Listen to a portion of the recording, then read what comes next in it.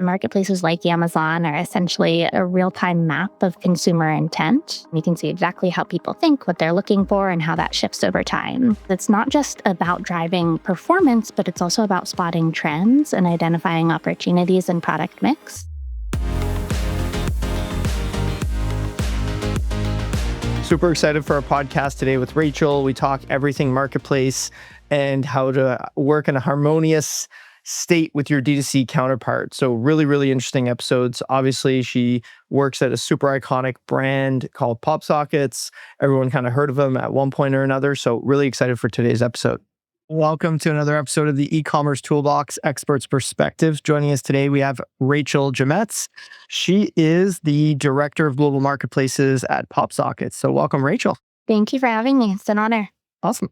We were chatting before. I had your colleague Jack on about a year ago. So excited to get a slightly different perspective of the similar business. But what we really wanted to talk a bit about today was a lot about marketplaces and how marketplaces and D2C work as one system and not separate P&Ls kind of fighting for attribution, although I'm sure that doesn't happen for you guys. So maybe why don't you kick us off with telling us a bit about your career journey, how you ended up in your role, and your background.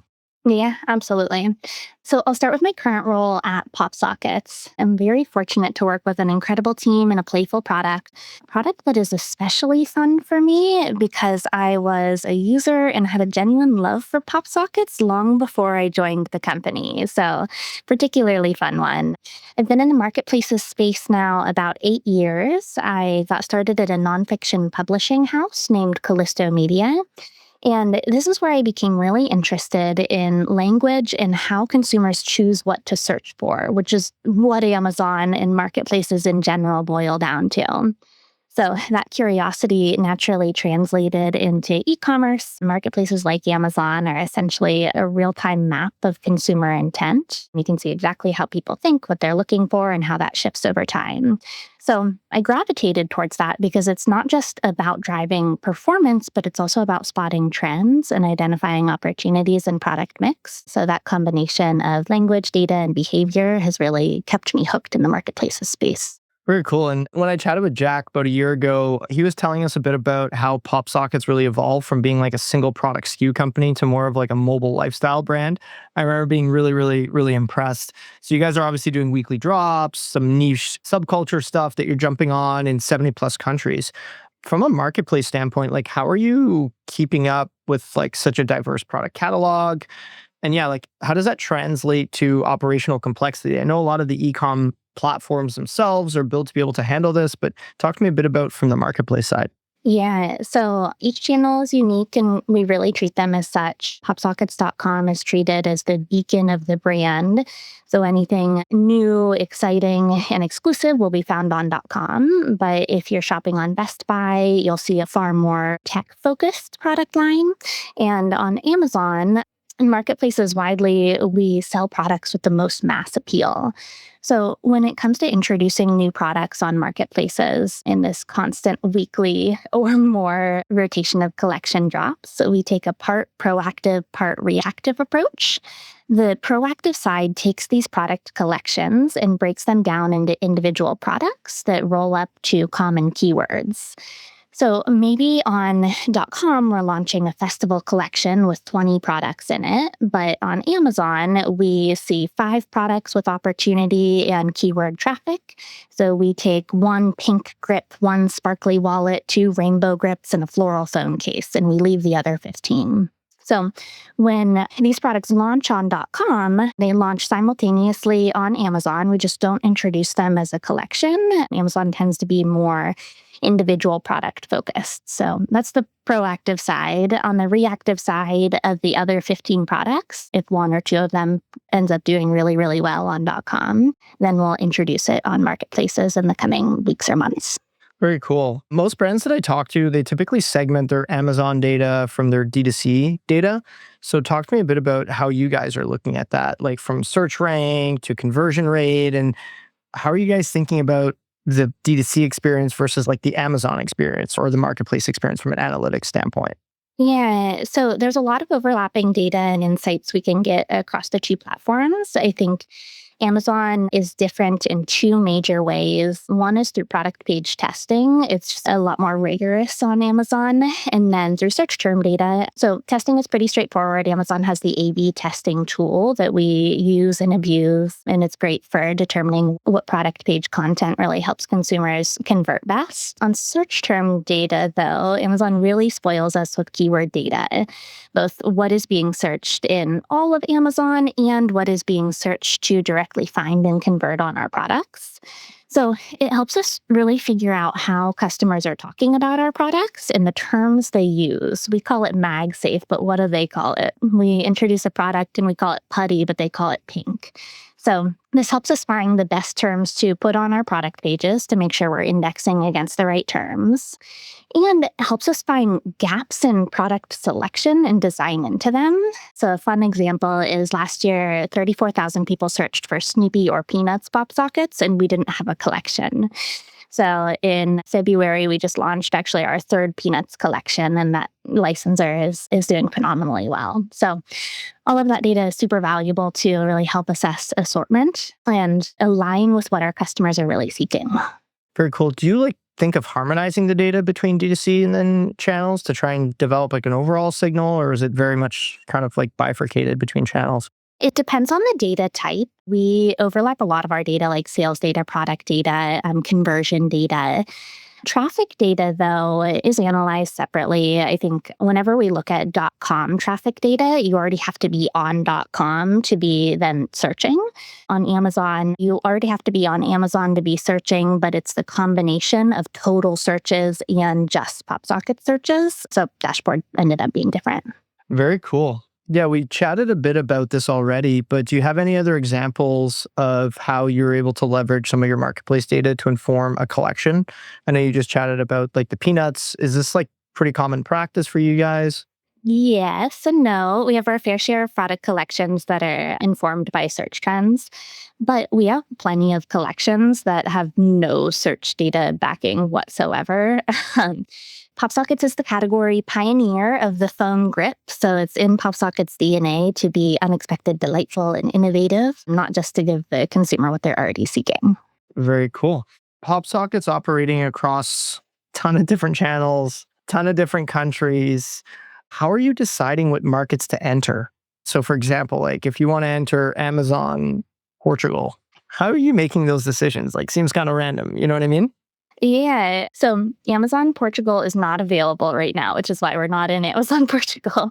But as it relates to Amazon, this is actually a really fun one. So it's an 18-month project now that's finally coming to a head. Amazon released a beta program named GPE, or Global Procurement Excellence. It's super fun, and it's really helped us streamline access to Amazon markets globally. So the GPE program includes all available Amazon markets outside of India and Brazil that are just a little bit harder to get into right now, but hopefully there's a future where the GPE program includes India and Brazil. So this program places orders. It operates from a central team that sits in the US, sits in Seattle, and it places orders directly from our factories in Vietnam, Thailand, or China, picks up locally, and then takes that inventory and disperses it out to the 19 different countries that are participating in the program. So where previously we had localized fulfillment in Europe and Japan and Mexico, now we're able to consolidate everything to, if the country participates in this GPE program, then we can access that Amazon country and supply inventory to it really, really easily. So that's been a huge operational streamlining for us in a major program that we're really, really just getting into the sell-through operations for now. Really cool one. And really proud of the team in the long project, hard work it's taken to get here. Outside of Amazon, though, it really depends on the dominant marketplace in the country and what's important to the shoppers in that country. So in Japan, it's Rakuten over Amazon. In the Philippines and India, it's Shopee. So we look at what marketplace is dominant in that country and then compare it to the revenue opportunity and the resource allocation that's needed from PopSockets to get going in it. If you're listening to the e-commerce toolbox, you're entitled to a podcast-exclusive website audit. Go to noibu.com/podcast-audit for a free scan that uncovers the hidden friction blocking your conversions and shows you where you're leaking revenue. Channel conflict is typically a challenge in most businesses. How are you guys managing pricing discipline, assortment strategy, and promotional timing so that you don't have different prices across different channels at any given time? Yeah, $1 million question. We don't have a magic solution here, but I've seen a number of different tactics that try to trick the pricing algorithm, any one of the pricing algorithms, because each channel has them outside of PopSockets.com. But I've seen that these tactics never work for too long. So for us, it comes down to three things: national promotions, product curation, and just being a good, honest partner to each one of our retailers. So if we're running a promotion in one channel, we offer it to all channels that have those same products. Where we have opportunities to differentiate assortment, we take them. And then ultimately, in any first-party relationship, these retailers have the right to price independently, and we have to respect that. Very cool. On to another challenging question. I'll never forget going through European markets. I saw a lot of pop sockets that were not actually pop sockets. There's a lot of counterfeits, especially kind of in a space like this, unauthorized sellers, things like that. Yeah, like how much of your team's energy goes towards that? Like, how do you actually enforce these things on marketplaces or people spinning up like fake websites with similar names and similar products? Yeah. So a good bit of energy, but I think it's a very worthwhile investment of resources. We've seen letting gray or black market sellers get out of hand can lead to a major loss in top line sales. In the US, we see more gray market resale or unauthorized resale. Internationally, as you've seen, we do deal with a variety of different black market sellers. So I'm closest to the gray market protection program, so that's the one I'll speak to. We take a comprehensive end-to-end approach in really understanding the full life cycle of this issue. So we do our best to identify the source of the unauthorized goods leaking into the market. We, of course, monitor sales as they're selling through downstream channels, and then we enforce action against sellers where necessary. So this includes cutting off inventory at its source wherever we can. We'll do targeted test buys to try to trace that leakage through the products or the channels. This is where differentiating assortment comes in handy as well. And then whenever we need to, we partner with our legal team to take action against unauthorized sellers. Super, super important to keep control of. Maybe a silly question. What's the difference between gray and black market? Authentic product versus inauthentic product. Gotcha. So you're saying that you're spending more time like finding authentic product through unauthentic channels? Is that correct? In the US, it's more authentic product that's being sold downstream through sellers that we don't have a relationship with and we can't uphold our warranty for. So if we look at our adhesive product, for example, there's a particular temperature that the adhesive has to be kept at, and we don't know how old the product is or how it's been stored over time. So if it's been sitting in, a warehouse with no heat for a year, then that adhesive is probably no longer good. And when the customer buys it thinking it's a new pop socket covered under warranty and they receive a negative experience, then those are the things we try to control for them. We want the customer to always have the best experience they can in getting a new crispy box and a strong product that works as intended. I love it. Have you ever had a situation where something was performing either really well on D2C or really well on Amazon, but not on both at the same time? How have you guys navigated that?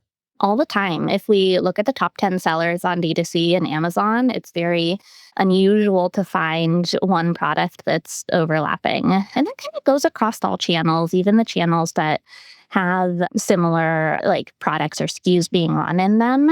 I think it just ends up being different consumer preferences that shop in different channels, and we respect that.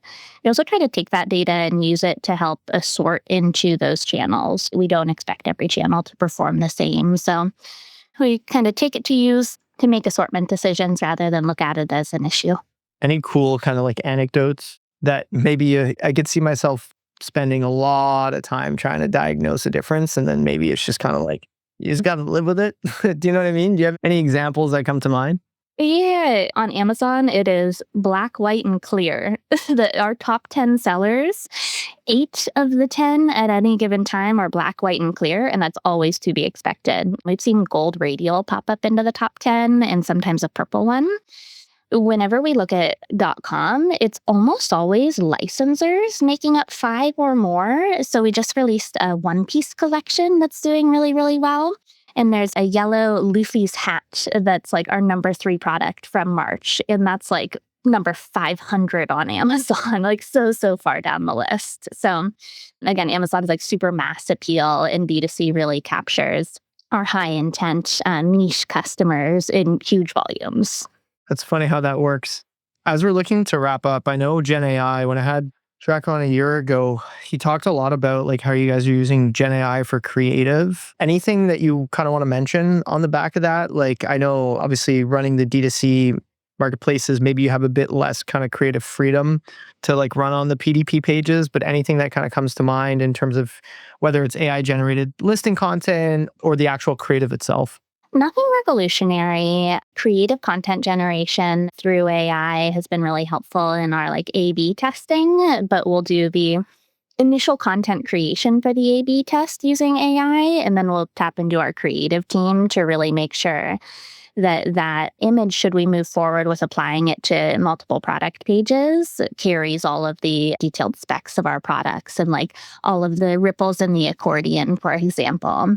So still really cracking the code here, but we use AI for a variety of different efficiency, insight, and creative velocity tools. And it's just getting better and better. Very cool. Awesome. Well, thanks so much for your time, Rachel. This was great. I really appreciated having you on. It was really cool to get your perspective. Most of our episodes are actually from like the D2C perspective. So it's really cool to get yours, especially because obviously your part of the business is substantial for PopSockets. So really, really appreciate you taking the time. Yeah, absolutely. It's been a pleasure. The e-commerce toolbox Expert Perspectives is brought to you by Noibu. To find out more about Noibu and how we can help you debug your e-commerce site and rocket your revenue, visit www.noibu.com. That's Noibu.com. And then make sure to search for the e-commerce toolbox Expert Perspectives on Apple Podcasts, Spotify, or anywhere else podcasts are found, and click subscribe so you don't miss out on any future episodes. On behalf of the team here at Noibu, thanks for listening.